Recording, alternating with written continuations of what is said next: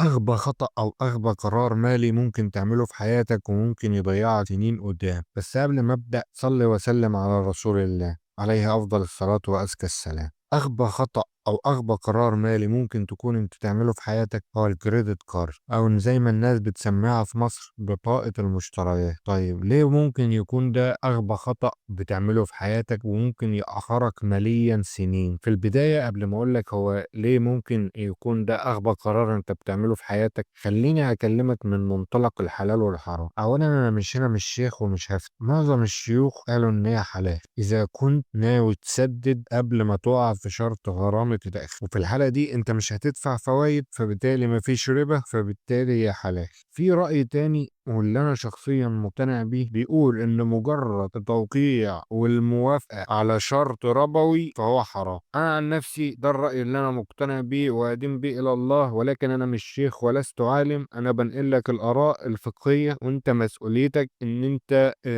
تتحقق بنفسك وتعمل اللي يرتاح بيه، اللي يرتاح له ضميرك، لأن أنت اللي هتحاسب لوحدك، هتحاسب عن مالك فيما من أين اكتسبته وفيما أنفقته. طيب خلينا بقى نخش في الموضوع وأقول لك ليه كريدت كارد أو بطاقة فيزا المشتريات أو بطاقة المشتريات ممكن تكون أغبى قرار مالي أنت بتعمله. في اللحظة اللي أنت بتمسك فيها الكريدت كارد وتقول هدفع بيه دلوقتي وأسدد آخر الشهر، أنت مش بتأجل دفعة، أنت بتورط نفسك توريطة ما يعلم بها إلا ربنا. هقول لك ليه، هوريك الرياضة بتشتغل إزاي والحسبة ماشية ازاي وانت تقرر. اول سبب او اول حاجة، الكارت مش فلوسي.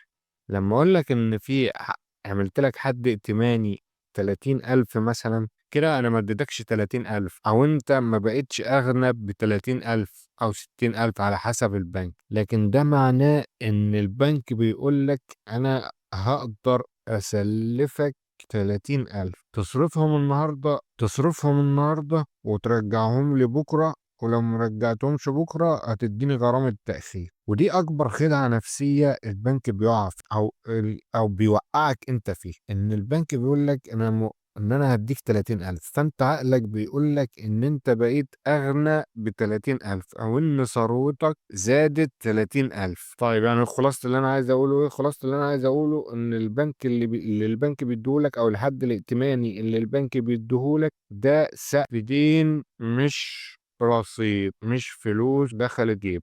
تاني فخ بيوقعك فيه او انت بتقع فيه بعد كده اللي هو فخ الحد الادنى للسداد، وده اخطر سطر في كشف الحساب اللي بيجيلك للفيس. السطر ده اسمه الحد الادنى للسداد، رقم صغير لطيف عادة بيبقى حوالي 5% مثلا من الرصيد او من الدين اللي انت صرفته، وعادة البنك بيحطهولك في خانة واضحة ويسيب الرصيد الكامل في خانة أصغر. ودي مش صدفة أو مش خطأ من البنك، ولكن ده تثبيت نفس، لأن أول رقم بتشوفه اللي هو ال5% هو المرجع اللي دماغك بتقرر منه. حط لهم رقم صغير هيصرفوا رقم صغير. يعني لو فرضنا إن أنت صرفت ال30,000 كلهم، بقى عليك في الحالة دي رصيد مستحق 30,000، الفايدة 3.5% شهريا اللي بتدفعه، أو اللي الحد الأدنى اللي البنك بيقول لك عليه 5%. في الحالة ديت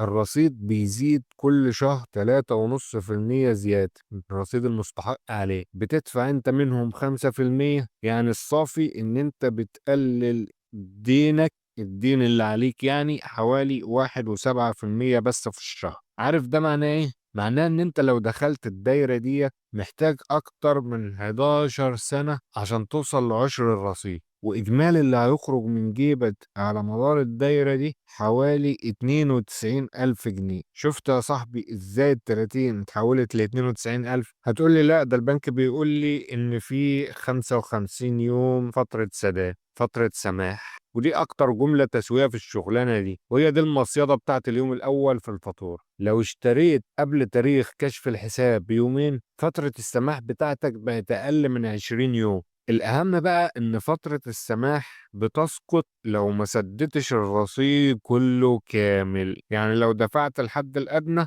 كده فترة السماح اللي هي ال55 يوم بقت مش موجود. حاجة تانية كمان لازم أقولها لك، إن السحب النقدي ملوش فترة سماح أصلا. أول ما تسحب كاش من ال ATM عداد الفايدة بيبدأ يعد، وفوقها طبعا عمولة السحب